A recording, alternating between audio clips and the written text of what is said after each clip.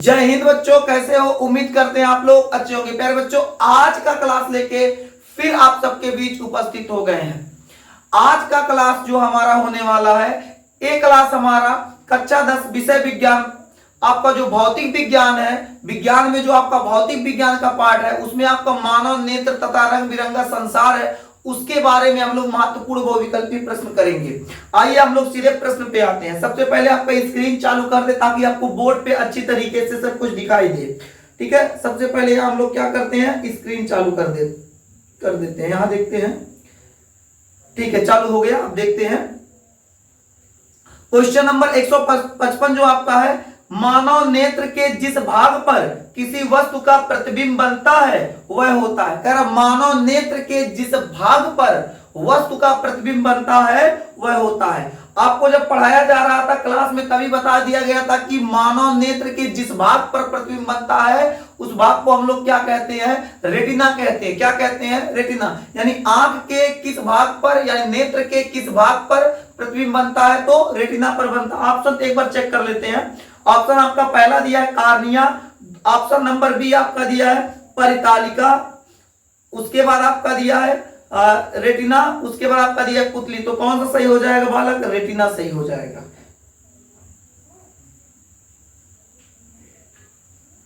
एक मिनट, इसको थोड़ा सा साइज इसका सही करते हैं।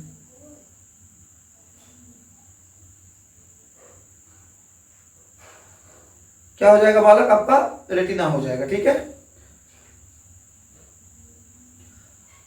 चलिए आगे देखते हैं।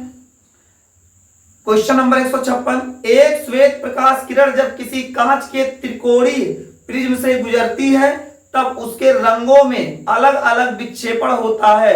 सबसे अधिक विचलन किस रंग के लिए होता है? कह रहा सबसे अधिक, जब मतलब कह रहा कोई प्रिज्म है, उस प्रिज्म से जब श्वेत प्रकाश उस पर डाला जाता है तो क्या होता है, प्रिज्म से अलग अलग रंग, 7 रंग निकलते हैं। तो उसमें जो रंग विक्षेपित होता है, अलग होता है, उसमें सबसे ज्यादा विचलन किसका होता है बाबू? सबसे कम विचलन लाल रंग का होता है और सबसे अधिक विचलन किसका होता है?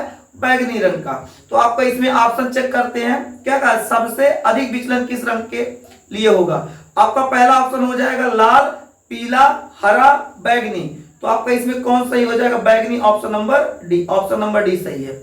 आगे अगर हम लोग देखें तो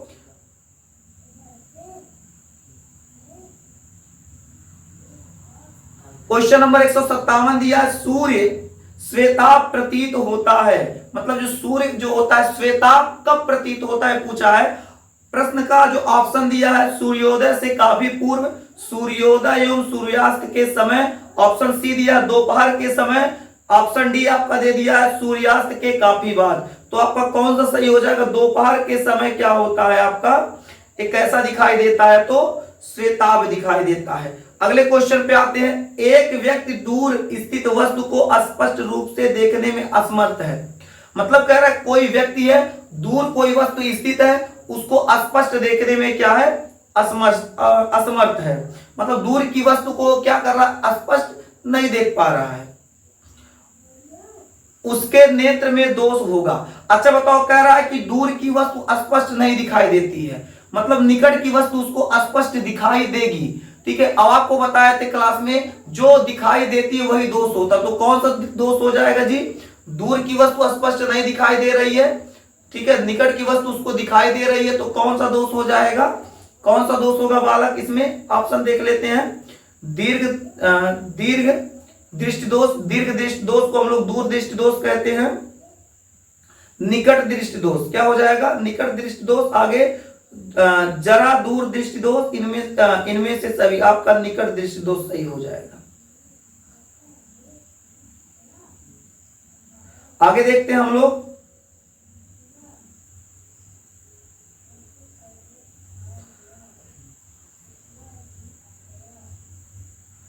कह रहा क्वेश्चन नंबर 159, आंख में प्रवेश करने वाले प्रकाश की मात्रा, आंख में प्रवेश करने वाले प्रकाश की मात्रा को नियंत्रित करता है।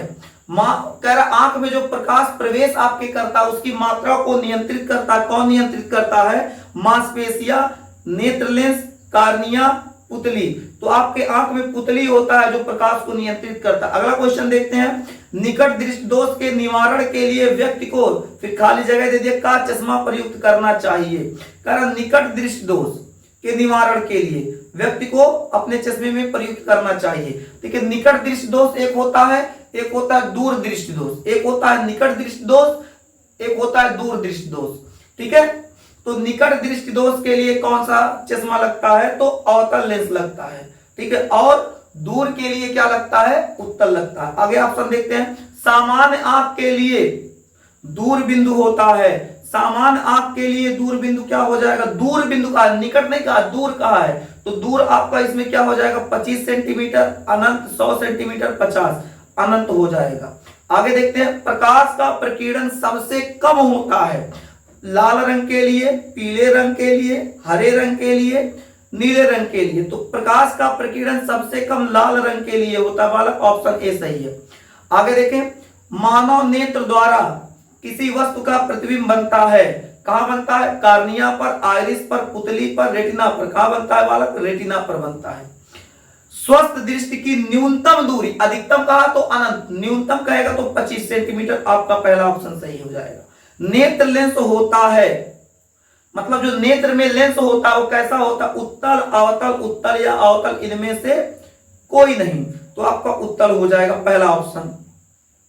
आगे देखें, जब श्वेत प्रकाश एक प्रिज्म से गुजरता है तो निर्गत प्रकाश में प्रिज्म के आधार से दूरस्थ प्रकाश का रंग होता है। दूरस्थ प्रकाश का रंग पूछा है। ठीक है, दूरस्थ, तो आपका इसमें क्या हो जाएगा, कह रहा जब श्वेत प्रकाश एक प्रिज्म से गुजरता है तो निर्गत प्रकाश में प्रिज्म के आधार से दूरस्थ प्रकाश का रंग, दूरस्थ, तो आपका इसमें हो जाएगा लाल, पीला, नीला, बैगनी। कौन सा हो जाएगा बालक, आपका दूरस्थ कहा है तो बैगनी हो जाएगा। आगे कह रहा है,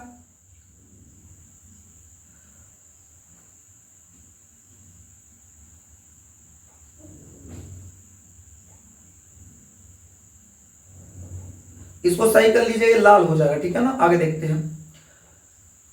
आगे प्रश्न का 167, दूर दृष्टि दोष के निवारण में कौन सा लेंस प्रयुक्त होता है। कह रहा दूर दृष्टि दोष के निवारण में कौन सा लेंस प्रयोग होता है, दूर दृष्टि दोष।